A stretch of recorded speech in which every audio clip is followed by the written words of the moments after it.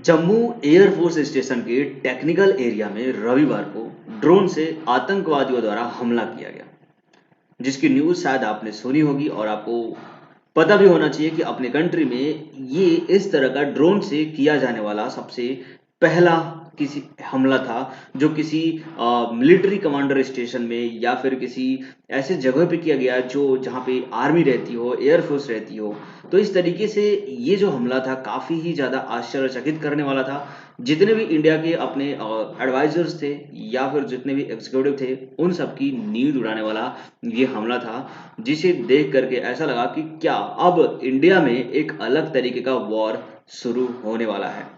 हालांकि इस हमले में किसी भी तरह का नुकसान नहीं हुआ है, फिर भी ये हमारे जो भी सिक्योरिटी एडवाइजर हैं उनके लिए ये काफ़ी चिंताजनक का विषय था कि ये आखिर हमला हुआ कैसे, इसके पीछे का रीज़न क्या था और किस तरीके से इसकी सिक्योरिटी की जा सकती थी, किस तरीके से अपने आप को इस तरह के ड्रोन हमलों से आगे बचाया जा सकता है।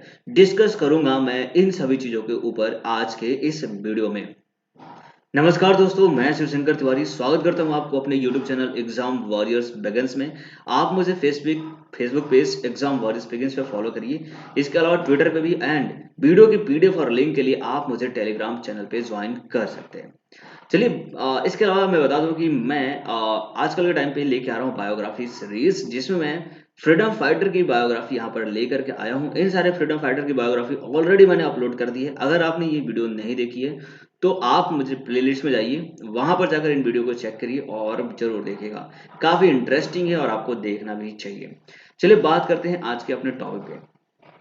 एक्चुअली रक्षा जो विशेषज्ञ हैं उनके मुताबिक ये बताया जा रहा है कि आर्मेनिया अजरबैजान की लड़ाई में इस तरह के ड्रोन हमलों का इस्तेमाल किया जा रहा है और अब ये ड्रोन पाकिस्तान के जरिए भारत में भी आ चुके हैं। तो कहीं ना कहीं इस तरीके से भारत में इस तरह के ड्रोन हमलों की अब शुरुआत की जा चुकी है और इसका मास्टर माइंड जो बन रहा है वो है चाइना, क्योंकि चाइना के पास ही ऐसी टेक्नोलॉजी है जो इस तरह के ड्रोन का इस्तेमाल कर सकता है और इस तरह की टेक्नोलॉजी के जरिए वो पाकिस्तान को इस तरह के ड्रोन्स का मुहैया करा सकता है। एक्चुअली दिक्कत की बात यह है कि ये ड्रोन न सिर्फ और सिर्फ इस तरह के हमले कर सकते हैं, बल्कि ये रिहायशी इलाकों में भी जा सकते हैं जहां पर मार्केट हो, जहां पे लोग इकट्ठा होते हो या फिर किसी भी ऐसा रिलीजियस पैलेस हो। ठीक है। और इसके अलावा अगर कोई प्लांट है, डैम है या फिर सामरिक महत्व की कोई ऐसी चीज जैसे कि Taj Mahal, red fort, gate of India, India gate, इस तरह की चीजों के ऊपर भी ये हमले किए जा सकते हैं। तो क्या है इंडिया का अपना डिफेंसिव सिस्टम, ये भी हमें जानना होगा। आपको पता होना चाहिए कि ये जो छेद आप देख रहे हो इसी ड्रोन से हुआ था और ये इस बिल्डिंग पे गिरी थी। एक्चुअली इसमें किसी भी तरह का हताहत होने का यहाँ पे खबर तो नहीं आई है, बट इस तरह के हम लोग से हमारे पास किस तरह का डिफेंस सिस्टम है ये हमें भी जानना जरूरी है। एक्चुअली इंडिया के डिफेंस सिस्टम की बात करें तो फाइनली इंडिया में इस तरह का पहला हमला हुआ था, जिसकी वजह से कुछ खास डिफेंस इंडिया के पास नहीं है। इंडिया के पास ओनली डिफेंस सिस्टम क्या है कि वो इसे स्नाइपर शॉट के द्वारा शॉट किया कर सकता था, बट 24 आवर्स कोई भी पर्सन के द्वारा यहाँ पर स्नाइपर शॉट के जरिए डिफेंस करना पॉसिबल नहीं हो सकता है, और खासकर तब जब ये हमले नाइट में हो रहे हो। एक्चुअली आपको पता होना चाहिए कि हमला भी नाइट में ही हुआ था जम्मू बेस पे। आपको ये भी मैं दिखाना चाहता हूँ कि जो जम्मू बेस पे जो हमला हुआ था, एक्चुअली वो जम्मू बेस है कहाँ। आपको मैं लेके चलता हूँ सीधे गूगल अर्थ पे। तो यहाँ पे आप देख सकते हैं ये है गूगल अर्थ और मैं यहाँ पे सर्च करने वाला हूँ जम्मू एयरफोर्स स्टेशन। तो जम्मू एयरफोर्स स्टेशन में यहाँ पे जब आप सर्च करेंगे तो आपको यहाँ पे मिल जाएगा ये पूरा डिटेल। तो मैंने ये क्लिक किया है और फाइनली यहाँ पर आप देख सकते हैं कि जम्मू एयरफोर्स स्टेशन कहाँ पर है। ये है अपना प्यारा भारत और प्यारे भारत में ये है जम्मू एयरफोर्स स्टेशन।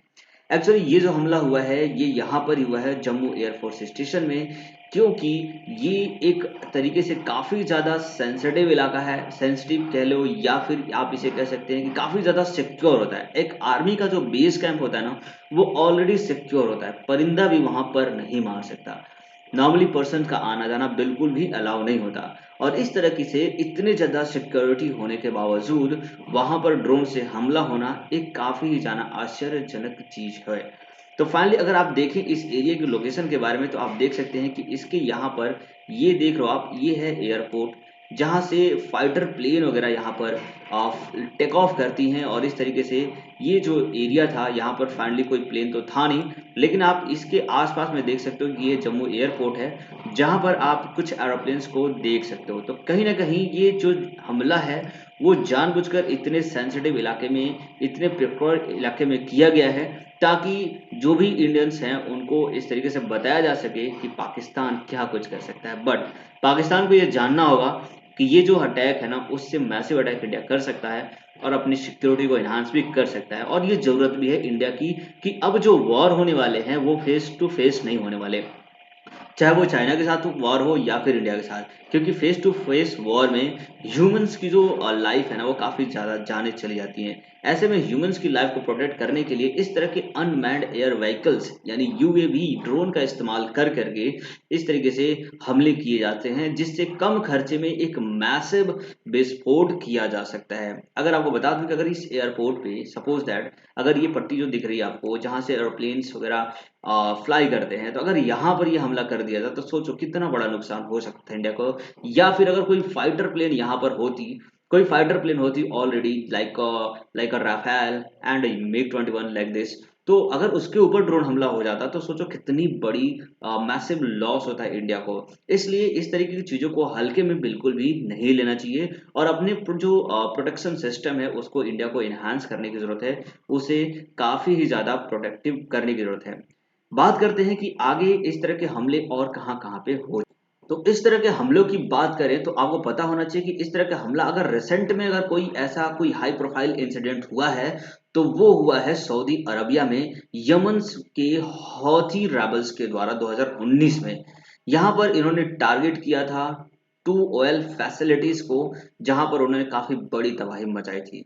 तो इस तरीके से एक्चुअली देखा जाए तो जितने भी मिडल ईस्ट के जो इलाके हैं जहां पर Saudi Arabia, Iraq, Iran, Syria है ना, ऐसे कतर इस तरह के जगहों पे इस तरीके के अनमैन्ड एयर व्हीकल का इस्तेमाल किया जा चुका है। वो चाहे रेबल्स ग्रुप हो या फिर यूएस या फिर ईरान और इराक, इनके द्वारा इन चीजों का यूज इस्तेमाल किया जाता रहा है। आपको पता होना चाहिए कि 2020 में ईरानियन जो जनरल थे कासिम सुलेमानी, उनके ऊपर भी यूएस ने एक तरीके का ड्रोन अटैक किया था और ड्रोन अटैक से उनको उसको मार दिया था। एक्चुअली ये है कासिम सुलेमानी जो कि ईरान का एक सुपर कमांडर था और ये शायद वहां पर उस टाइम पे इराक में था और जिसकी जान ले ली थी यूएस ने। एक्चुअली यूएस ने इसे टेररिस्ट घोषित कर रखा था और जिसकी वजह से अपने के द्वारा ड्रोन स्ट्राइक का इस्तेमाल करके यूएस ने इसको वहां पे किल कर दिया था। आपको पता होना चाहिए कि जो ड्रोन का इस्तेमाल अमेरिका ने किया था वो ये वाली ड्रोन है जिसे ड्रोन थ्रेट के नाम से जाना जाता है और इसे कासिम सुलेमानी को किल करने के लिए इस्तेमाल किया जाता है। हालांकि ड्रोन कई तरह के होते हैं और इंडिया में जो ड्रोन का इस्तेमाल किया गया था वो कुछ इस तरीके का सिंपल ड्रोन था नॉर्मली। एक्चुअली जो अमेरिका है उसने अपना एक अनमैन्ड एयर व्हीकल्स का इस्तेमाल किया है। एक्चुअली ये जो व्हीकल है वो काफी ही ज्यादा मैसिव, हैजार्डस और काफी ज्यादा पावरफुल है। साथ में ये रॉकेट भी लॉन्च कर सकता है, सर्विलांस कर सकता है और कुछ खास इंफॉर्मेशन भी प्रोवाइड करा सकता है। इसके अंदर नाइट विजन कैमरे लगे हैं, लॉन्ग रेंज फाइंडर और लेजर इल्यूमिनेटर भी लगा हुआ है। इस तरीके से ये काफी ज्यादा एडवांस टेक्नोलॉजी अमेरिका के पास में है जिसका इस्तेमाल उसने कासिम को मारने के लिए किया था। तो अब आप देख सकते हो कि किस तरीके से दुनिया टेक्निकल वॉर में यहाँ पे इन्वॉल्व हो रही है, टेक्नोलॉजी का ज्यादा इस्तेमाल किया जा रहा है और इस तरीके से इंडिया को भी अपनी टेक्नोलॉजी को काफी ज्यादा इन्हांस करने की जरूरत है। इसकी कैपेबिलिटीज की बात करें तो 3.2 किलोमीटर तक ये लाइसेंस प्लेट को रीड कर सकता है। इसके अलावा ये 42 आवर्स तक सर्विलांस कर सकता है एंड 14 आवर्स तक अगर इसके साथ एनिमेशन है तो वो लेकर कैरी कर सकता है। तो काफी ज्यादा पावरफुल है और इंडिया को चाहिए कि कुछ इस तरीके का इनके पास भी ड्रोन होना चाहिए ताकि दूसरे देशों के द्वारा जैसे कि चाइना नॉर्मली गलवान वैली हो या फिर अरुणाचल प्रदेश या फिर डोकलाम रीजन हो, उस तरह की जगहों पे वो बार बार इन्फिल्ट्रेशन करता रहता है। तो इस तरीके के इन्फिल्ट्रेशन को रोकने के लिए भी ये जो अनमैन्ड एयर व्हीकल्स हैं इनका इस्तेमाल किया जा सकता है और काफी ज्यादा ये प्रॉफिटेबल है क्योंकि इनके इसमें ह्यूमंस की लाइफ सेव होती है और वो जरूरी भी है। बात करते हैं अगर काउंटर ड्रोन थ्रेट की, तो किस तरीके से अपने आप को सेव किया जा सकता है, तो उसके लिए आपके पास होनी चाहिए कुछ इस तरीके का जैमर, रडार, या फिर कुछ इस तरह के ऑप्टिक एंड थर्मल सेंसर जिसकी वजह से आप इन ड्रोन्स को डिटेक्ट कर सको, जो कि इस टाइम पे इजराइल, यूएस और चाइना के द्वारा इस तरीके का डिफेंस सिस्टम का यूज किया जा रहा है और उन्होंने इस तरह का एंटी ड्रोन सिस्टम जो है वो ऑलरेडी तैयार करके रखा है। तो इंडिया को अभी इसमें पीछे रहने की बिल्कुल भी जरूरत नहीं है। चाहे वो इजराइल हो, इजराइल की अगर बात करें तो आपने देखा होगा कि इजराइल रिसेंट में उसने एंटी ड्रोन सिस्टम का इस्तेमाल किस तरीके से किया था।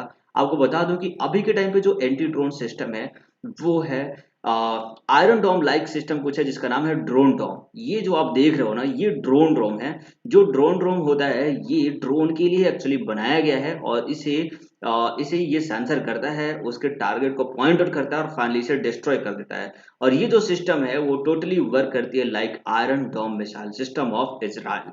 आपने देखा होगा कि आयरन डोम मिसाइल सिस्टम जो इजराइल का है, जो रिसेंट में हमास के साथ इजराइल का जो युद्ध हुआ था उसमें इस आयरन डोम ने इजराइल की काफी ज्यादा हेल्प की थी। इजराइल ने अपने आप को प्रोटेक्ट किया था और पूरी दुनिया ने देखा था कि इजराइल के द्वारा खुद से बनाई गई ये सिस्टम कितनी ज्यादा कारगर है और कितना ज्यादा डिफेंसिव है। एक्चुअली बात करें कि ये जो सिस्टम है वो टोटली वर्क कैसे करता है, आप यहाँ पे देख सकते हो नंबर वन एनिमी रॉकेट, यहाँ से फायर हो रहा है एनिमी रॉकेट जो कि किसी टेरिटरी में जा रहा है, किसी फर्दर एनिमी कंट्री पे जा रहा है। तो ऐसे में क्या होगा कि अगर यहाँ पर इसने ये सिस्टम लगा के रखी है जहां पर सबसे पहला जो होता है रडार सिस्टम जो इसको कैच करता है, इसको डिटेक्ट करता है, इसको ट्रैक करता है और फाइनली ये इंफॉर्मेशन दे देता है नेक्स्ट पॉइंट पे कंट्रोल सिस्टम को। कंट्रोल सिस्टम इसको पॉइंट आउट करता है और एस्टिमेट करता है कि इसका एग्जैक्ट पॉइंट क्या है, इसका एग्जैक्ट लोकेशन क्या है। फाइनली पॉइंट आउट करने के बाद ये लॉन्चर को इंफॉर्मेशन देता है और यहाँ से दूसरी रॉकेट जो होती है वो लॉन्च कर जाती है और उस फाइटर के एरिया में जाकर के वहां पर एक्सप्लोड हो जाता है और इस तरीके से ये जो मिसाइल था वो यहाँ पे डिस्ट्रॉय हो जाता है। तो काफी ही ज्यादा सिंपल और एक तरीके से इफेक्टिव ये आयरन डोम सिस्टम है जिसके ऊपर ड्रोन डोम सिस्टम का भी बनाया जा रहा है। एक्चुअली एक चीज इसकी और खासियत है कि अगर कोई मिसाइल यहाँ से चलती है और यहाँ पर पॉइंट आउट करने के बाद ऐसा लगता है कि ये जो सिस्टम है वो किसी अनमैन्ड एरिया में जाकर के गिरने वाला है जहां पर कोई भी नहीं है, ना तो कोई बिल्डिंग है, तो ऐसे में यहाँ पर ये लॉन्च नहीं होता है और ये होना भी चाहिए क्योंकि ये जो आयरन डोम सिस्टम है काफी कॉस्टली होता है। फाइनली अभी इंडिया को जरूरत है इस तरह के कुछ iron dome like system, that is drone dome. जी बिल्कुल, अगर इंडिया के अपने बॉर्डर्स को अब प्रोटेक्ट करना है, अपनी जो आर्मी बेसिस हैं जहां पर मिलिट्रीज हैं उनको अगर आपको प्रोटेक्ट करना है, नॉट ओनली आर्मीज बट रिहायशी इलाके जहाँ पे लोग रहते हैं, तो ऐसी जगहों को प्रोटेक्ट करने के लिए भी अब इंडिया को कुछ इस तरीके का ड्रोन डोम सिस्टम का इस्तेमाल करना चाहिए और इसे अपने आप को प्रोटेक्ट करने की बिल्कुल जरूरत होनी चाहिए। फाइनली मैं बात करूं कि अगर आज के टेक्नोलॉजी जैसे कि बात करते हैं लेजर लाइट वगैरह का भी इस्तेमाल इंडिया पहले से ही करता आ रहा है, जिसमें आप अगर सैटेलाइट की बात करें या फिर कुछ ऐसे हाई एल्टीट्यूड एयरशिप होती हैं जो इस तरीके का लेजर लाइट्स का इस्तेमाल करके अपनी तरफ आने वाली मिसाइल्स को डिस्ट्रॉय कर देती हैं, या फिर जैसे आप बात करते हो राफेल लाइक जो एयरक्राफ्ट है ना, तो वो राफेल लाइक जो एयरक्राफ्ट है वो भी अपने टारगेट को अचीव कैसे करते हैं। एक्चुअली उनके अंदर भी रडार सिस्टम होता है जो अपने टारगेट को पॉइंट आउट करते हैं और उसे डिस्ट्रॉय कर देते हैं। तो कहीं ना कहीं इस तरह के सिस्टम और इस तरह की टेक्नोलॉजी का इस्तेमाल ड्रोन में भी किया जा सकता है, ड्रोन को डिटेक्ट करने के लिए भी किया जा सकता है और उन्हें डिस्ट्रॉय कर दिया जाता है। फाइनली मेरे व्यूज में ये सारे परसेप्शन थे। अगर आपके पास इस तरह का कोई ऐसा सॉल्यूशन हो जो आप सजेशन करना चाहते हो तो बिल्कुल आप कमेंट बॉक्स में पिन आउट कर सकते हो।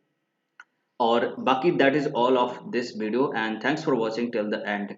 अगर आपको ये वीडियो अच्छा लगा है तो डेफिनेटली आप इसे लाइक कर दीजिएगा और अपने फ्रेंड के साथ जरूर शेयर करिएगा। अगर चैनल को आपने सब्सक्राइब नहीं किया है तो अभी आप कर दीजिए क्योंकि आगे वाली वीडियो काफ़ी ही ज़्यादा इंटरेस्टिंग होने वाली है। मैं लेकर के आने वाला हूँ chicken neck of India, that is Siliguri corridor, उसके ऊपर मैं वीडियो लेकर के आऊँगा।